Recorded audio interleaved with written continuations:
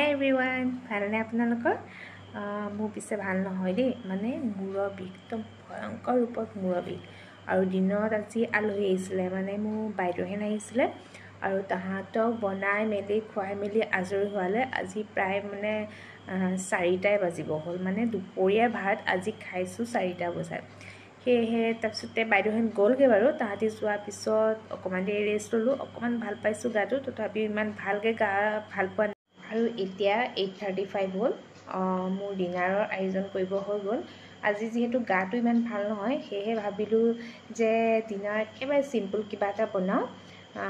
ভাবিছোঁ যে খিচিৰি বনাওঁ, বহুত দিন খিচিৰি খোৱা নাই, খিচিৰিকে বনাম। সেইকাৰণে ভাবিলোঁ ব'লক আপোনালোককো দেখাওঁ আৰু মই বনাওঁগৈ। খিচিৰি বনাওঁ আজি তেনেকৈ আৰু খাই মেলি শুব লাগিব, কিয়নো আজি মোৰ গাটো বিশেষ ভাল নহয়। তেতিয়াহ'লে ব'লক মই খিচিৰি বনাওঁ।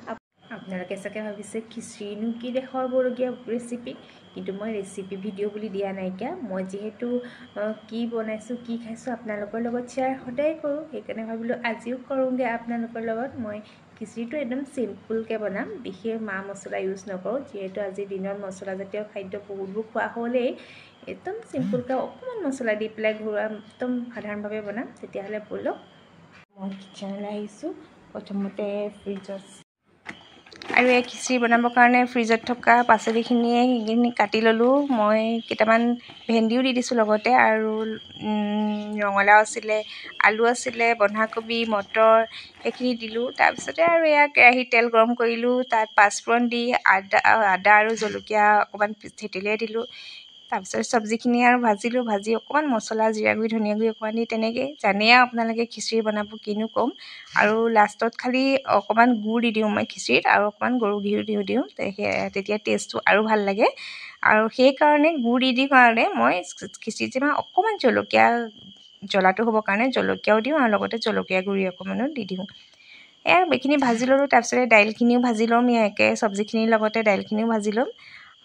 এনেকৈয়ে বনাওঁ আৰু মই খিচিৰি, আৰু মই এনেকৈয়ে বনাই খাওঁ, ভাল লাগে মোৰ এনেকৈ। আপোনালোকে কেনেকৈ বনাই খিচিৰি জনাবচোন এবাৰ। আৰু আপোনালোকে মোৰ ভিডিঅ'বোৰ চাই কেনেকুৱা পায় বাৰু? যদি ভাল পায় প্লিজ মোৰ ভিডিঅ'খিনিত এটা লাইক, কমেণ্ট আৰু মোৰ চেনেলটো ছাবস্ক্ৰাইব কৰিব। আৰু যদি ফেচবুকত চাই আছে তেতিয়াহ'লে ফ'ল' কৰি দিব।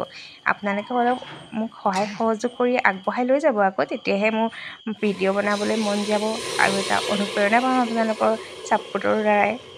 আৰু এয়াই আৰু মই আজি এনেকৈয়ে বনাই মেলি খালোঁ। আপোনালোকে কোনে কোনে বাৰু মোৰ দৰে এনেকৈ কেতিয়াবা খিচিৰি বনাই খায়? গা চা ভাল নাথাকিলে বা বিশেষ একো কৰিবলৈ মন নগ'লে কমেণ্ট কৰি জনাবচোন।